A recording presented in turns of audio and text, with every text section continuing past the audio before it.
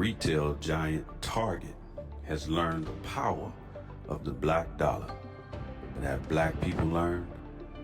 3 months after the George Floyd murder in Minneapolis, Minnesota, in an August 19, 2020 conference call, Minneapolis-based retail giant Target had a corporate conference call where their CEO, Brian Cornell, put his company on the forefront of the quest for racial and ethnic justice. George Floyd had been murdered by police officer Derek Chauvin, and he was abetted by several other officers in the Minneapolis Police Department. And at that time, Target appeared to be committed to social justice and racial equity. But in January, Target backed down. On January 24th, just 4 days after the president launched his second term with a flurry of anti-diversity executive orders, Target announced that it was concluding their 3-year diversity, equity, and inclusion goals and its racial equity action and change initiatives. Target sales have cratered, at least in part because consumers were angry about these reversals. At a May 21st conference call with Wall Street analysts following its release of earnings for the first quarter ended in March 31st, CEO Cornell alluded to the backlash without going into detail. He attributed the company's ugly financial performance, comparable store sales down by 5.7% from a year earlier, to several factors, including, quote, the reaction to the updates we shared in January. That was an obvious allusion to the dropping of DEI initiatives. And no ethnic or socio-economic demographic wailed louder than the black community when Target and other major retail companies cut their DEI funding. And all of that wailing and gnashing of teeth was a direct result of our controlled outrage that has been remote controlled by the left side of America's political spectrum since the 1960s. However, the facts tell a different story about DEI.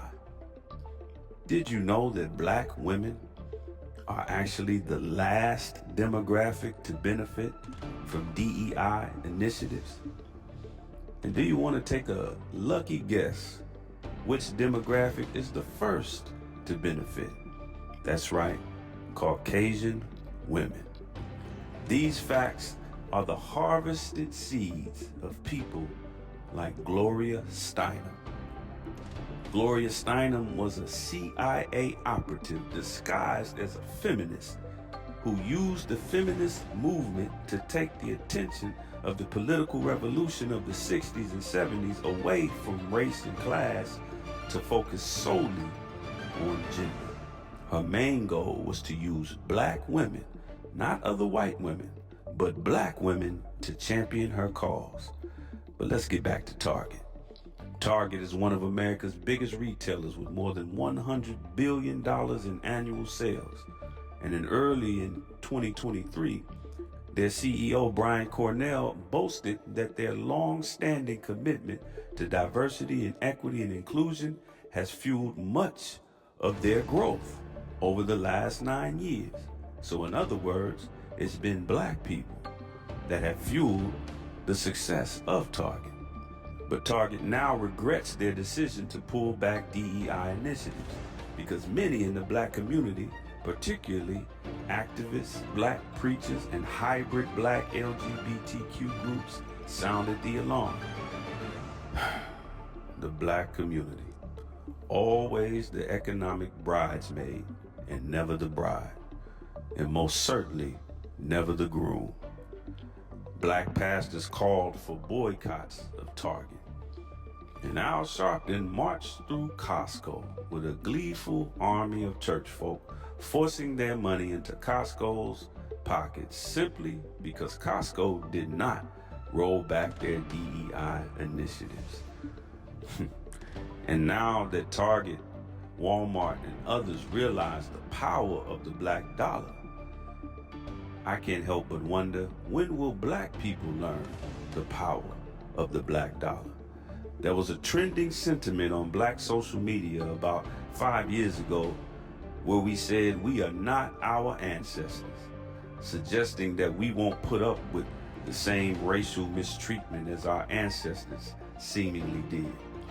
And while that terminology was extremely disrespectful and short-sighted in terms of our ancestors, it was also, in a way, very true.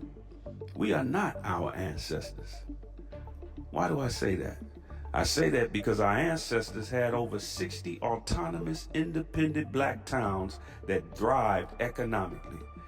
And this was before the Civil Rights Movement. Because they forced their money into their own brothers and sisters' pockets instead of Costco and companies like Costco. They didn't have to boycott anything or anyone. They spent exclusively with their own, producing schools, banks, factories, independent media, markets. And these were black people who started with less education than we have today, less access to capital than we have today, and less political inclusion than we have today. These towns and their economic success was destroyed not by bombs or racially motivated attacks, but by integration and the illusion of inclusion. And that's why the only community of black people to achieve autonomous, independent economic growth after the Civil Rights Movement is the Nation of Islam.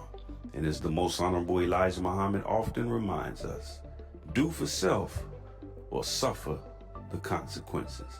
And his chief student, the Honorable Minister Louis Farrakhan, carried that torch forward, encouraging us to withhold our economic resources and redistribute the pain inflicted on us back to all of the businesses owned by our oppressors, DEI or no DEI. Nation Town TV News, right down to the modern times.